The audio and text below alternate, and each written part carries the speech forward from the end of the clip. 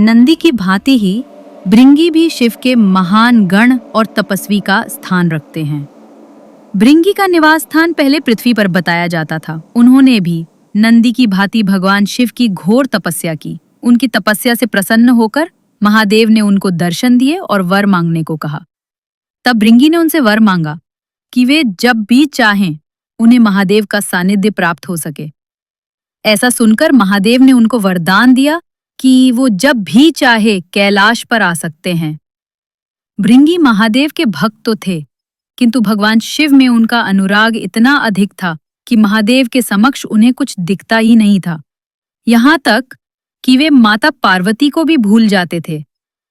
एक बार भृंगी सदा की भांति महादेव की आराधना करने कैलाश पहुंचे।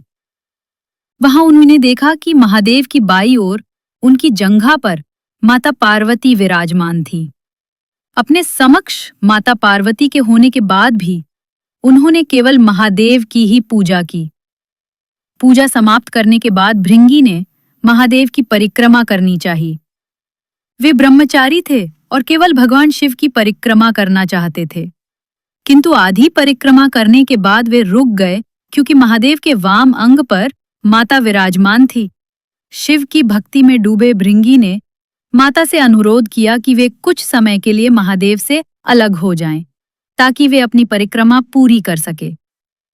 अब माता को भृंगी की अज्ञानता का बोध हुआ। उन्होंने हंसते हुए कहा कि ये मेरे पति हैं और मैं किसी भी स्थिति में इनसे अलग नहीं हो सकती। तब भृंगी ने एक सर्प का रूप धारण कर लिया और परिक्रमा पूरी करने के लिए महादेव और महादेवी के बीच से निकलने का प्रयत्न करने लगे। उसके इस कृत्य से महादेव की समाधि भंग हो गई। उनकी अज्ञानता दूर करने के लिए महादेव ने तत्काल महादेवी को स्वयं में विलीन कर लिया। उनका ये रूप ही प्रसिद्ध अर्धनारीश्वर रूप कहलाया, जो देवताओं के लिए भी दुर्लभ था। किंतु भगवान शिव की परिक्रमा करने के लिए भृंगी ने एक चूहे का रूप धरा और अर्धनारीश्वर रूप को कुतर कर महादेव को महादेवी से अलग करने का प्रयास करने लगे। ऐसी धृष्टता देखकर माता पार्वती का धैर्य चुक गया। उन्होंने क्रोधपूर्वक कहा, रे मूर्ख, इस अर्धनारीश्वर रूप को देखकर भी तू ये ना समझ कि शिव और शक्ति एक ही है। यदि तेरी दृष्टि में स्त्री शक्ति का कोई सम्मान नहीं है, तो अभी तेरे शरीर से तेरी माता का अंश अलग हो जाए। सृष्टि के नियम के अनुसार मनुष्य को हड्डी और पेशियां पिता से मिलती हैं और रक्त और मांस माता से। माता पार्वती के श्राप देते ही भृंगी के शरीर से रक्त और मांस अलग हो गया। अब वो केवल हड्डियों और मांसपेशियों का एक ढांचा भर रह गया। मृत्यु उसकी हो नहीं सकती थी, क्योंकि महाकाल के पास काल कैसे आता। अब असहनीय पीड़ा सहते हुए भृंगी को अंततः ये ज्ञान हुआ कि पुरुष और स्त्री एक दूसरे के पूरक हैं। उसने उसी दयनीय स्थिति में माता पार्वती से क्षमा याचना की। तब महादेव के अनुरोध पर माता पार्वती अपना श्राप वापस लेने को सज्ज हुए, किंतु भृंगी ने माता को ऐसा करने से रोक दिया।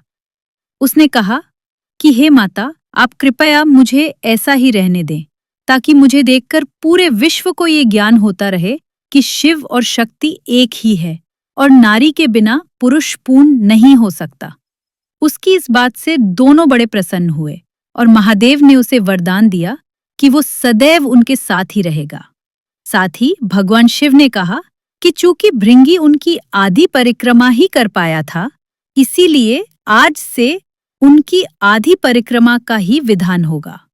यही कारण है कि महादेव ही केवल ऐसे हैं जिनकी आधी परिक्रमा की जाती है।